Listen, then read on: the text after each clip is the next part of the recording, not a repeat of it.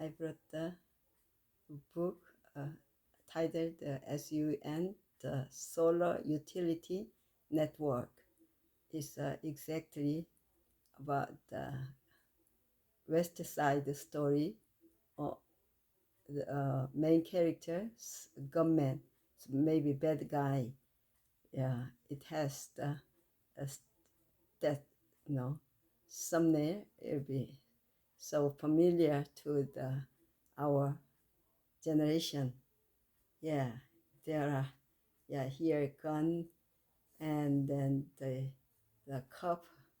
Yeah, so why uh, this author, the the Joshua sir, is just 11-year-old. Is gonna be graduating on this coming Monday. Yeah, just 11-year-old. The about also this book, uh, just the Mars was supposed to be humanity's next great frontier. 6 astronauts were chosen for a historic mission to explore and prepare the red planet or for future settlement. Yeah, we heard through the news that Elon Musk make the future settlement on the Mars.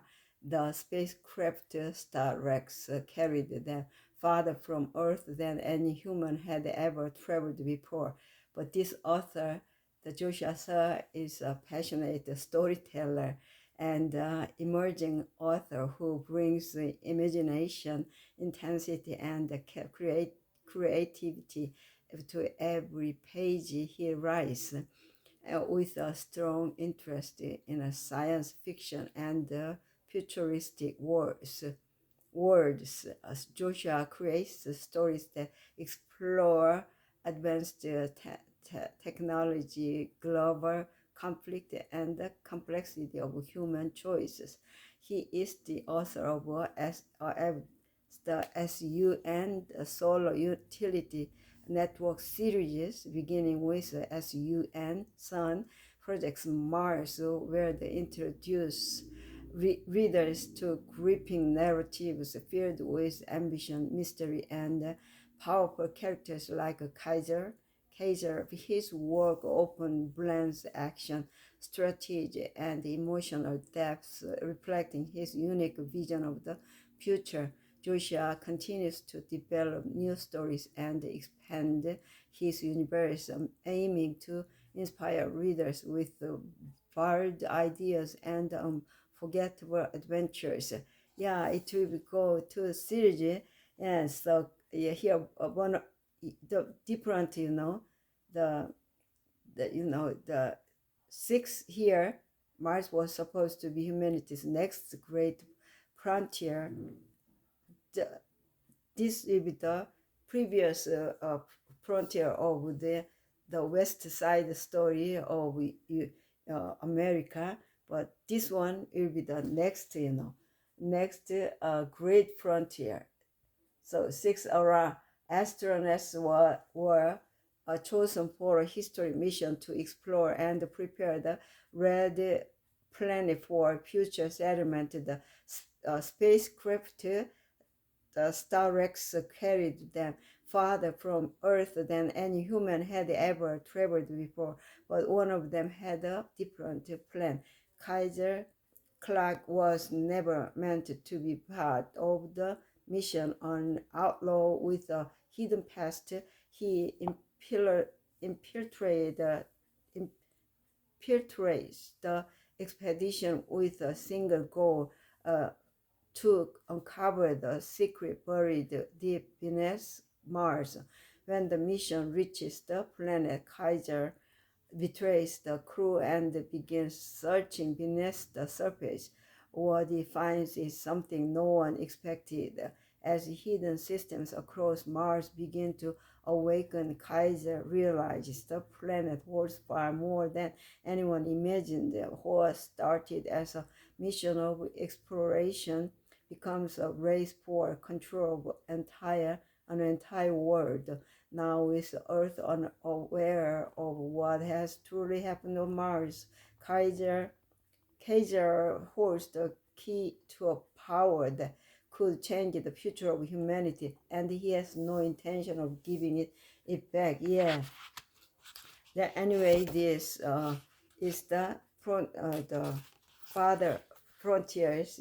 Someday I saw a brilliant idea, and for those who look for the stars and imagine that what might be waiting beyond them. It has the 10 chapters. Let me kick through the contents. For chapter 1, the announcement to the sabotage. 3, hijacked for the cost of a new name. 5, the selection. 6, beyond the atmosphere. 7, the betrayer. 8, the plan. 9, the last step. 10, control. So I gonna read from the chapter 6. I read it, chapter 6, 5. This yeah, we'll go to chapter 6, beyond the atmosphere. The engines continue to burn beneath the spacecraft. The force of acceleration pressed the crew deep into their seats as the rocket climbed higher into the atmosphere. The vibration and filled the cabin was constant, heavy, powerful, and impossible to ignore. Commander Vargas' voice came calmly over the crew channel. Stay focused on instruments. The astronauts were already doing exactly that. Numbers streamed across the screens above their seats. Altitude increasing, big velocity rising. So previous chapter, the already count the StarCraft, the space S.T.R.A.X spacecraft just count and then ascended up, going. And then this one, chapter 6, trajectory element, uh, element stable. Marcus Hale monitored the propulsion systems. Engine output nominal. Daniel Joe studied the navigation displays. The Guardian's system locked outside the windows. The color of the sky began to change. The deep blue of Earth's atmosphere slowly darkened as the rocket climbed higher and higher. Clouds passed beneath them in seconds. The ground was no longer visible. The spacecraft continued to accelerate. Stage separation in 5 seconds. Mission control announced. Everyone inside the cabin waited. Then a sharp shock ran through the spacecraft. The first stage boosters detached far below them. The empty engines separated and fell away toward Earth while the second stage ignited. The change in vibration was immediate. The thrust became smoother, but the acceleration remained powerful. The rocket pushed forward through the upper atmosphere, approaching orbital velocity. Minutes passed. Each one felt longer than the last. The astronauts remained silent, focusing completely on the mission procedures they had practiced for months. Commander Vargas spoke again. Prepare for orbital insertion. Marcus Hale responded immediately. Navigation systems ready. Velocity approaching threshold. The rocket continued climbing. Then suddenly the engines shut down. The pressure pushing them into their seats vanished instantly. For a moment, everything inside the cabin felt strangely still. Then the floating began. A small checklist tablet drifted slowly upward. The loose straps lifted away from their seats. The astronauts themselves felt their bodies become weightless. Rachel Tanaka laughed quietly. Zero confirmed. mission control's voice returned. S.T.R.A.X, you are now in stable orbit. Commander Vargas answered. Copy that. The spacecraft slowly rotated as its control thrusters fired in short bursts. Outside the window, the view had completely changed. The entire curve of Earth stretched across the darkness of space, blue oceans, white clouds, a thin glowing line of atmosphere surrounding the planet from orbit. Earth looked quiet and distant. Inside the cabin, the crew began releasing their harness. Marcus' hair pushed gently away from his seat and floated upward. Still the strangest feeling, he said. Daniel Joe carefully checked the robotic interface panel. All systems responding. Isaac Needlov rotated slowly in the air. Hard to believe we just launched 20 minutes ago. The crew moved carefully through the small cabin, adjusting to the lack of gravity. Every movement required control, too much force, and they would drift across the compartment. Kaiser unlatched his restraints and pushed himself slightly away from the seat. His body lifted effortlessly into the air, weightless. For a moment, he simply floated there. And outside the window, Earth slowly rotated. Beneath them, the planet already looked smaller than it had only minutes earlier. Commander Vargas looked around the cabin. All right, everyone. Her voice carried the authority of someone who had done this before. Enjoy the view for a minute. She just gestured toward the instruments. Then we get back to work. Yeah, Marcus nodded. Next, Bourne sends us out of orbit toward Mars. A quiet silence passed through the cabin. The reality of that destination settled over the crew. Mars, millions of kilometers away, the first human expedition to the red planet. Everyone inside the spacecraft felt the weight of history, everyone except Kaiser, because for him the mission meant something very different. The robots already waiting on Mars would soon begin digging beneath the planet's surface, deep below the Martian crust, toward the core, toward the secret described in the ancient records of Aquilon and the 76 Masters of the Apostles. Kaiser glanced once more at Earth through the window. Then he slowly turned away. Earth was already behind them, and Mars was waiting ahead. The spacecraft drifted quietly above Earth. Outside the windows, the planet rotated slowly beneath them. From orbit, the world looked peaceful. Oceans stretching across continental clouds, swirling across the atmosphere like giant white storms. Inside the cabin, the astronauts moved carefully through the weightless environment. Every movement required practice. Too much force against the surface could send someone drifting across the compartment. Marcus' hair plotted near the propulsion console, reviewing the engine diagnostics. A propulsion systems green, he reported. Commander Vargas nodded. Good. She glanced toward the mission clock displayed above the central instrument panel. 32 minutes until transport burn. Everyone in the cabin knew what that meant.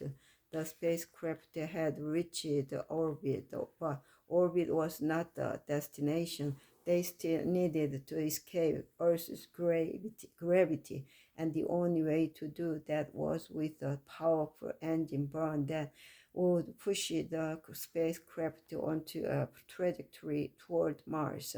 The maneuver was called Trans-Mars injection. Once it began, there would be no turning back.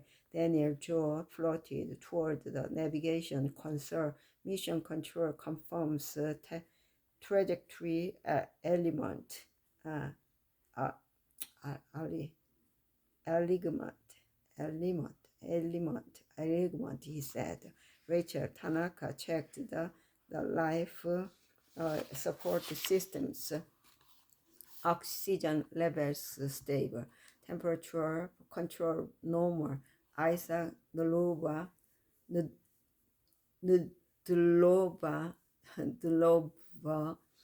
secured a loose toolkit drifting near the equipment rack.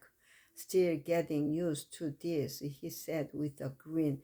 Javier Morales pushed gently off the wall and rotated slowly in the air. Enjoy it while you can, he said. Gravity won't feel so friendly when we get back. Kaiser remained near one of the windows. He watched the planet below carefully. Earth already looked smaller, distant, almost fragile. It was strange to realize how quickly the world he had known his entire life had become something far away.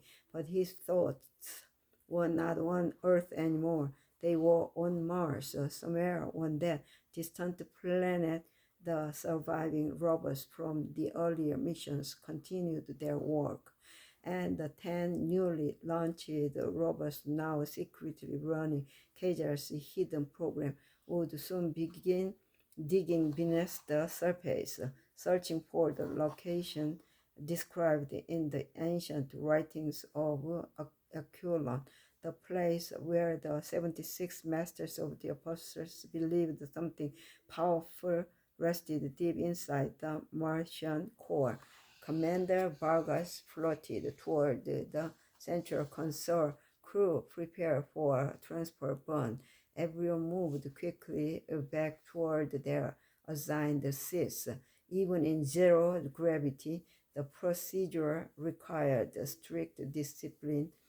Each astronaut secured themselves into their harness. The engines would fire with a tremendous force. Without restraints, they would be thrown across the cabin. Marcus Hale reviewed the propulsion panel. Engine chamber pressure ready. Daniel Joe monitored the navigation computer. Trajectory solution locked. Mission control's voice returned through the communication channel. S.T.R.A.X. Houston here. Transfer burn window approaching. Commander Vargas responded calmly. Copy, Houston. All crew secured. Kaiser fastened the final restraint across his chest. The harness tightened automatically. Outside the window, Earth slowly drifted across the blackness of space. For a moment, he simply watched it. The entire planet, every city, every ocean, everything humanity had ever built, all of it contained within a single blue sphere floating in darkness. Soon that world would fall farther and farther behind them. T-minus 10 seconds to burn, mission control announced. Inside the cabin, no one spoke. The spacecraft orientation thrusters fired briefly, rotating the ship into its precise element.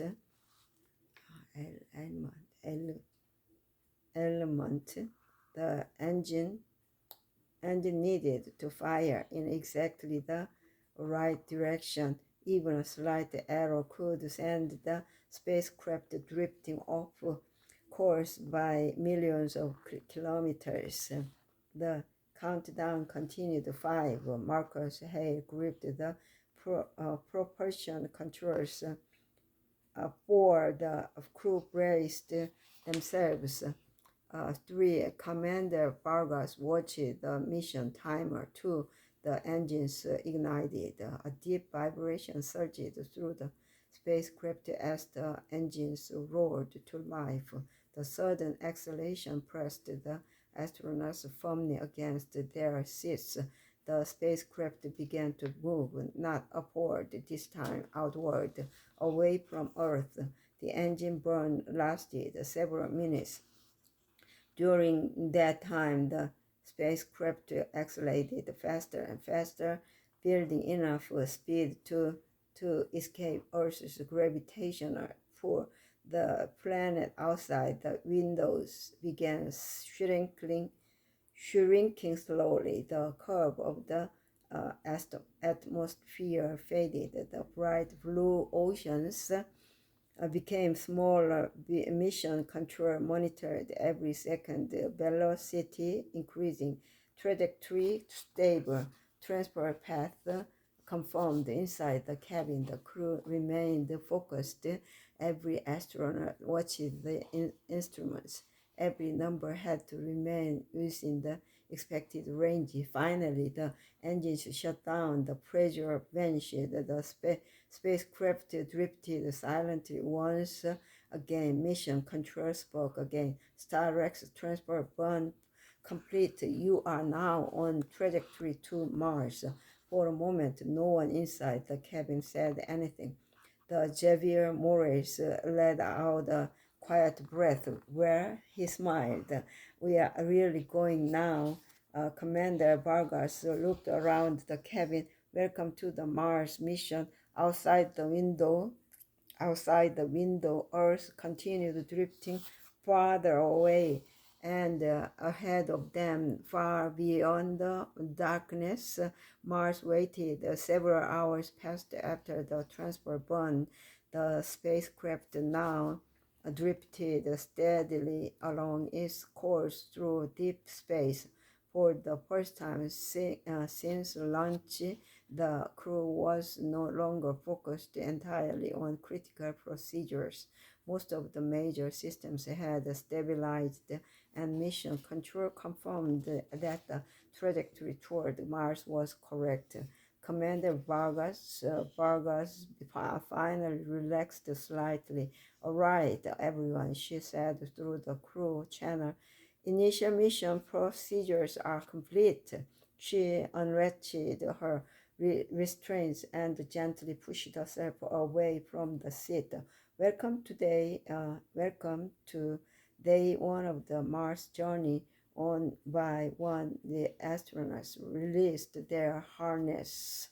The cabin slowly filled with floating movement as the crew began adjusting a zero gravity again. Isaac Nedlov flipped upside down as he pushed off the wall. "I still think this is the best part of space." Javier Morales laughed. "That's because you are not the one who has to clean up floating equipment." Rachel Tanaka caught a drifting stool before it bumped into a panel. "Exactly." Daniel Cho floated toward one of the small storage compartments and opened it carefully. A small food container drifted slowly out of the compartment. He grabbed it. "Anyone hungry?" Marcus Hale raised an eyebrow. "We've been in space for 3 hours exactly," Joe said. "Space makes people hungry." He opened a sealed food pack and squeezed a small bowl of food out into the air. The food floated slowly across the cabin. Isaac reached out and caught it mid-air. "Now that's efficient dining." Lena Kovac smiled as she watched the floating food experiment. "This still feels so impossible." Kaiser floated quietly near one of the observation windows. Outside the spacecraft, the stars looked sharper than any ever had from Earth. Without atmosphere, the sky was filled with thousands of bright points of light, and behind them, far in the distance, Earth had already begun shrinking into a small blue sphere. Yeah, Xavier pushed gently off a wall and floated beside Kaiser. First time in deep space, he asked. Kaiser nodded. Xavier looked out the window. Funny thing about space travel, he said. You spend years training for it, and then when you finally get here, he just gestured toward the stars. It still feels unreal. Kaiser didn't answer immediately. He was watching the darkness ahead of them. Somewhere out there, still invisible to the naked eye, Mars orbited the sun. Xavier nudged himself away from the window. Come on, he said, just trying to figure out if we can make a floating copy. Then I want to see. Across the cabin, Daniel Joe had attached a drink pouch to a small tube. He squeezed it carefully, releasing a spear of copy that floated in the air like a dark bubble. Yeah, Marcus Hale looked unimpressed. You realize if that his control panel? Isaac grabbed the floating copy spear before it could drift away. Problem solved. The crew laughed. Even Commander Vargas allowed a small smile. For a brief moment, the tension of the mission faded.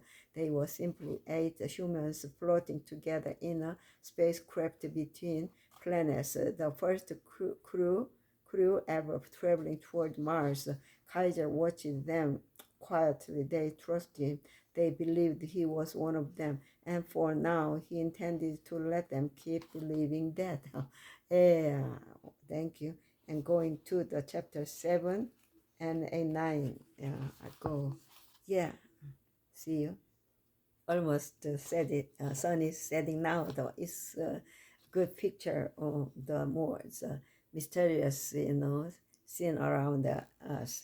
Chapter 7, The Betrayer.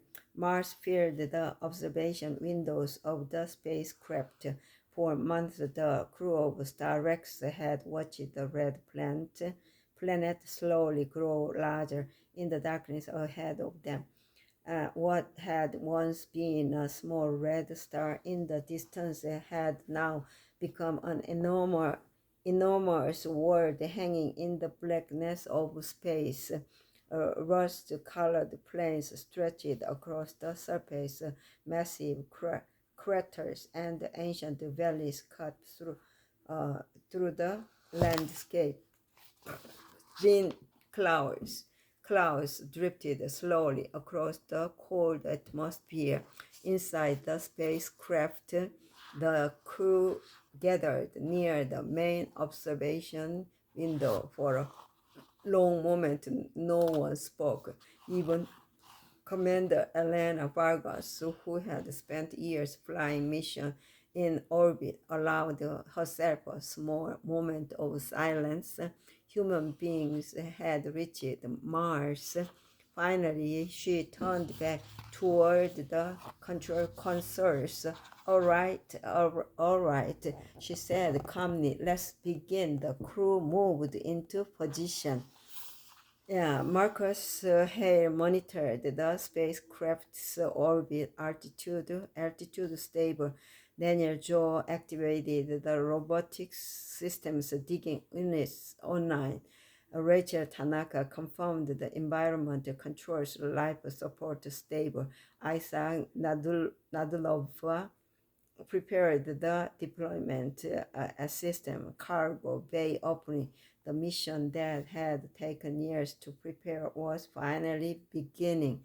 Yeah, the digging robots were designed to descend to the Martian surface and drill beneath the soil, searching for geological samples deep underground.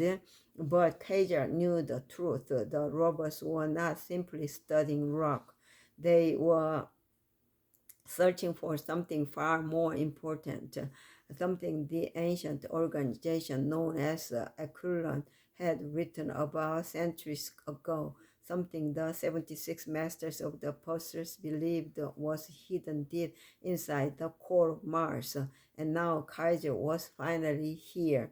While the others focused on the robot deployment systems, Kaiser moved quietly toward the communications console.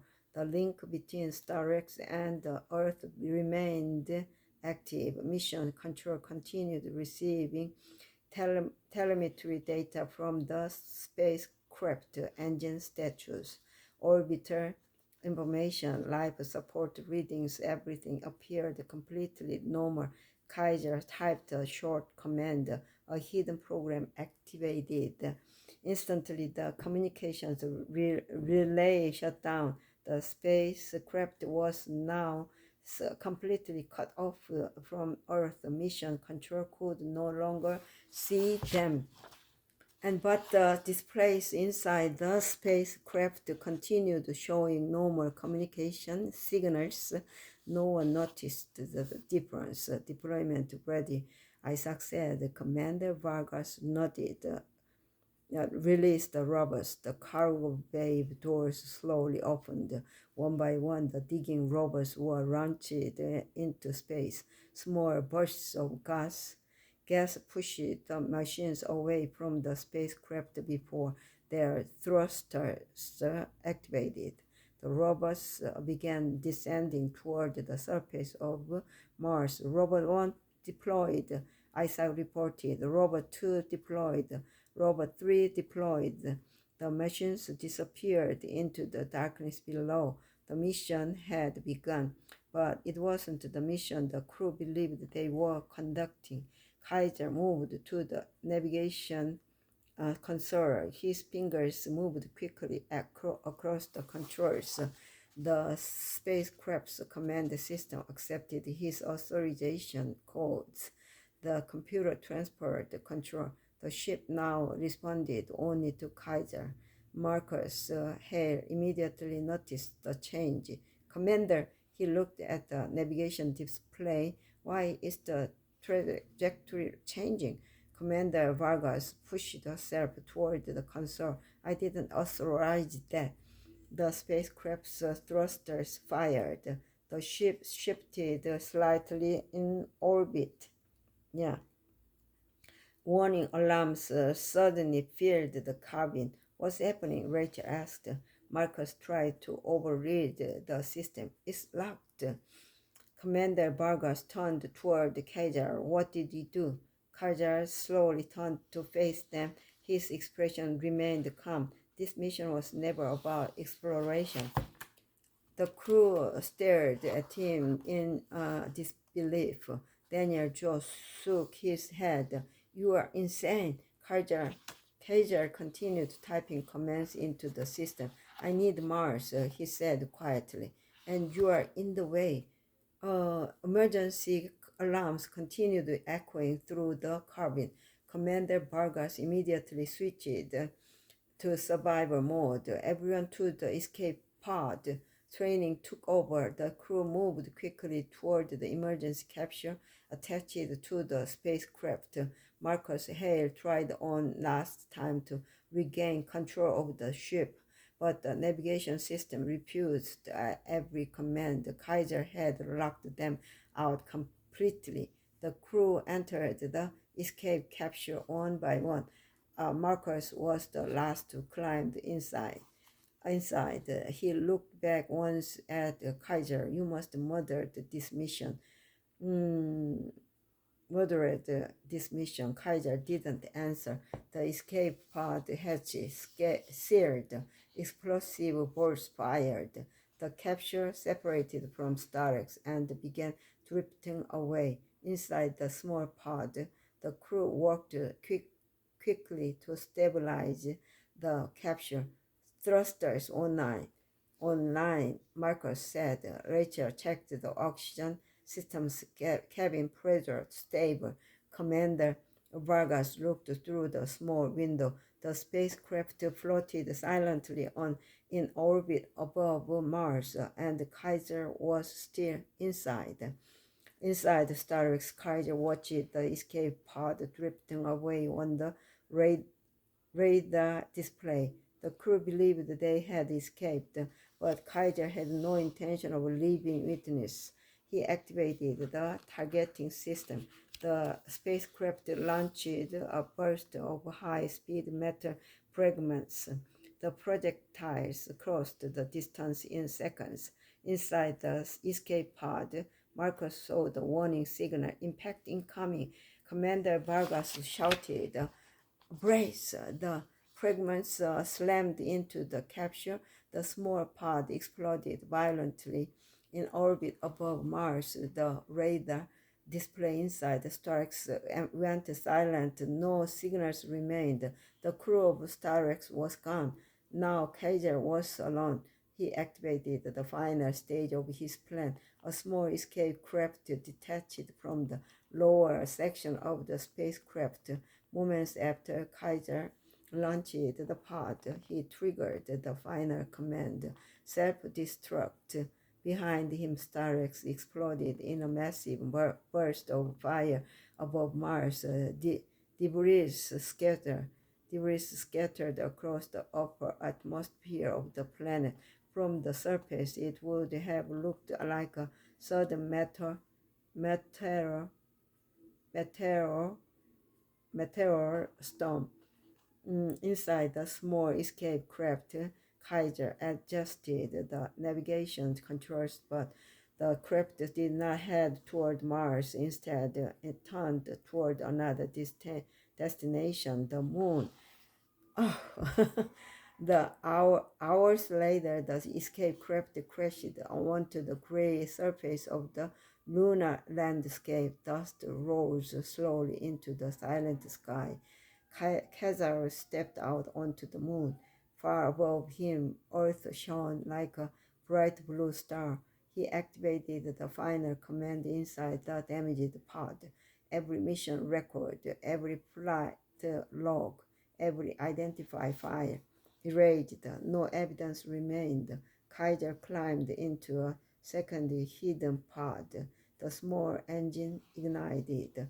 The craft lifted from the moon's surface, and somewhere far away, Mars still waited. Back on Earth, the alarms began almost immediately.